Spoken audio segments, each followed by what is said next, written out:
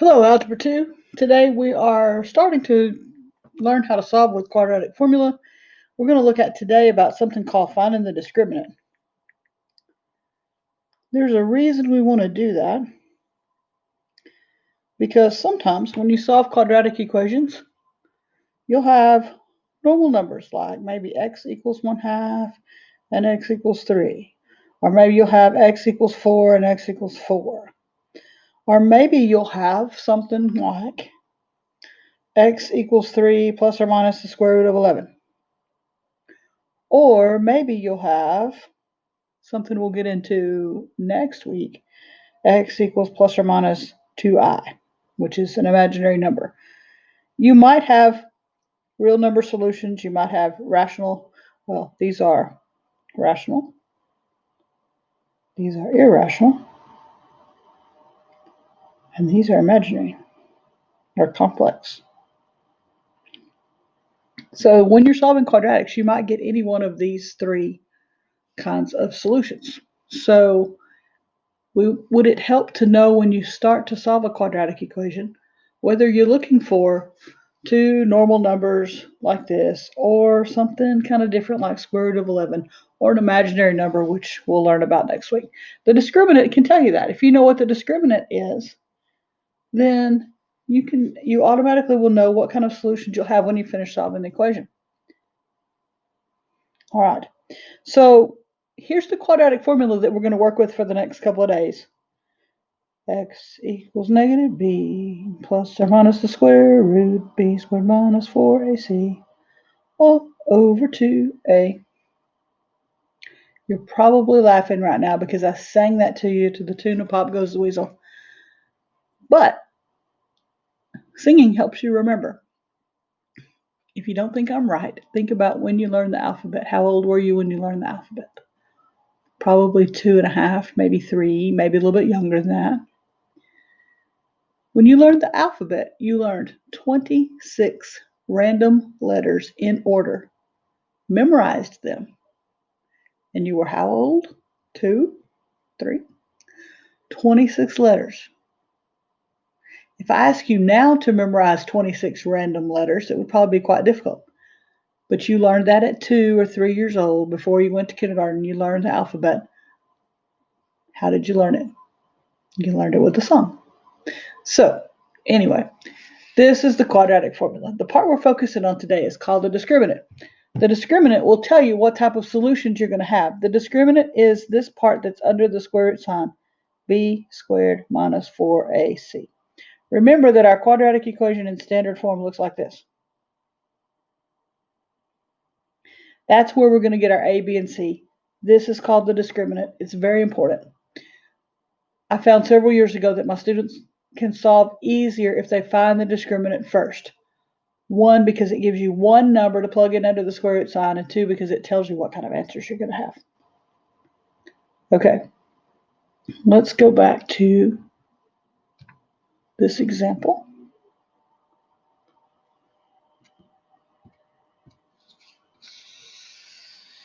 This is what is the real number solution? Oh, it should be what are. Maybe they're good at math and not English. What are the number of real solutions of negative 2x squared plus 3x? Now I can't read. Negative 2x squared minus 3x plus 5 equals 0. Number of real solutions. It might be 2, it might be 1, or it might be 0. Okay. How many real solutions will this have? It might be real and rational, it might be real and irrational, or it might be complex. So on this, first of all, what is A? A is negative 2, B is negative 3, and C is 5. You want to make sure your equation's in standard form before you write down your A, B, and C. Then the discriminant is b squared minus 4ac. So we have negative 3 squared minus 4. A is negative 2. C is 5. Be careful with your signs here. You could use a calculator if you want. This negative 3 squared is 9. Negative 4 times negative 2 is positive 8 times 5 is positive 40.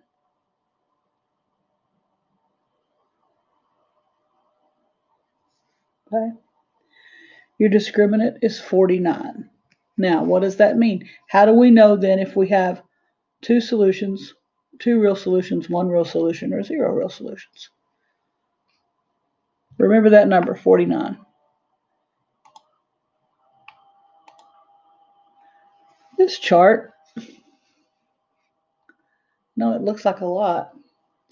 But in the far left column, it says if b squared minus 4ac. Why is that important? This is the discriminant.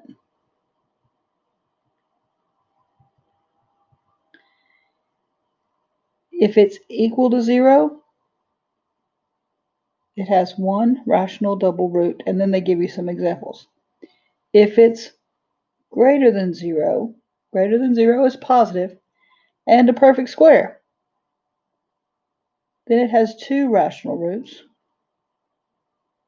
If it's greater than 0 and not a perfect square, it's two irrational. And if it's less than 0 or negative, then it has two complex roots, imaginary numbers. We won't have any of those yet. Well, you might have the discriminant be negative, but we're not going to be solving those just yet. We're going to teach you about complex numbers first.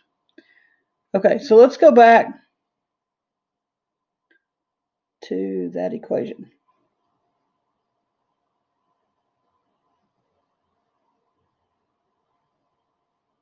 Our discriminant was 49.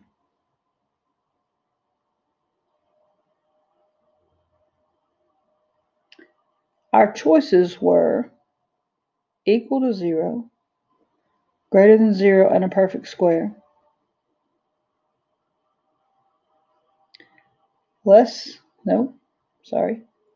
greater than 0 and not a perfect square,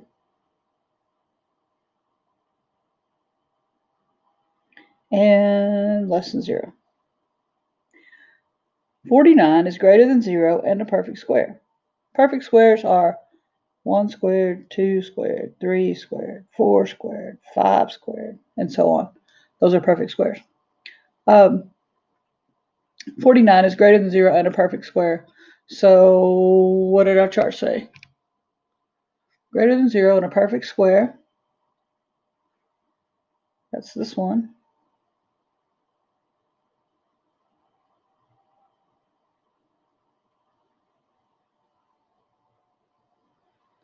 Two rational roots. And then it tells you over here what your answers might look like negative 3/2 and 1. This is the one that's going to look like two normal numbers. Might be fractions, might be whole numbers, might be negative, might be positive. If your discriminant is greater than 0 and a perfect square, you have two rational roots. Okay? If your discriminant is equal to 0, it's exactly 0, then you have one rational double root like this, x equals negative 3 and x equals negative 3. If your discriminant is greater than 0, that just means positive, and not a perfect square. They give you some examples here. Then you have two irrational roots, which looks like this. You're going to have something left under the square root sign. And then if it's negative, it's going to be complex numbers. You'll have an I in your answer. Right now, you just need to know that it's two complex roots. All right, let's go back.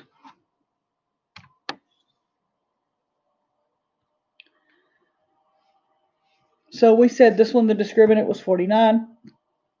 So it would be two rational roots.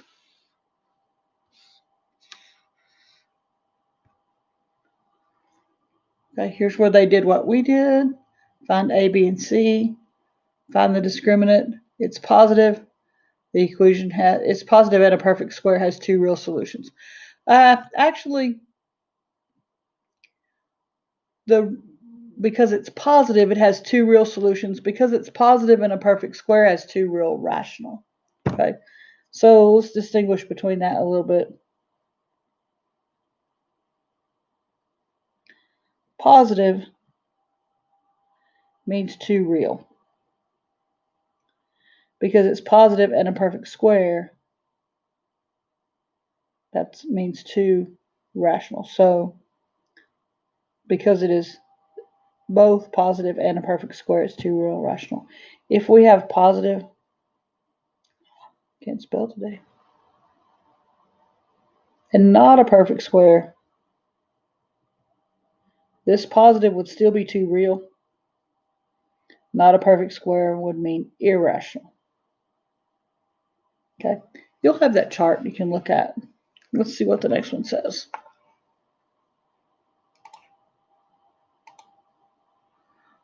What is the number of real solutions of the equation 2x squared minus 3x plus 7 equals 0? Same process, we're going to find the discriminant. The discriminant is b squared minus 4ac. A is 2, b is negative 3, and c is 7. b squared minus 4ac.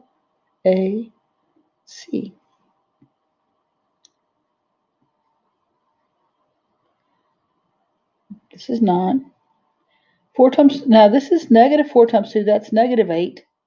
Negative 8 times 7 is minus 56.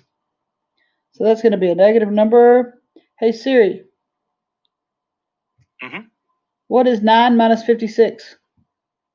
9 minus 56 is negative 47. Okay. Because our discriminant is negative, that means we have no real solutions. We have 2 complex numbers.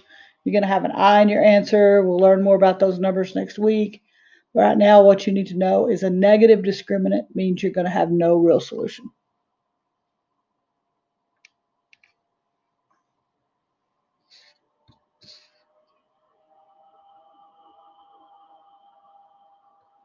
Let's go here. There it is. There's your A, B, and C. Find the discriminant. Discriminant is negative, no real solutions. Think about where that discriminant shows up in the quadratic formula. X equals negative b plus or minus the square root b squared minus 4ac all over 2a. Where's the discriminant? It's here underneath the square root sign. What happens if we put a negative 47 under there? You've always been told we can't take the square root of a negative number. Next week, we're going to learn how to take care of that negative under the square root using an imaginary number. Right now, what you need to know, if the discriminant is negative, no real solutions.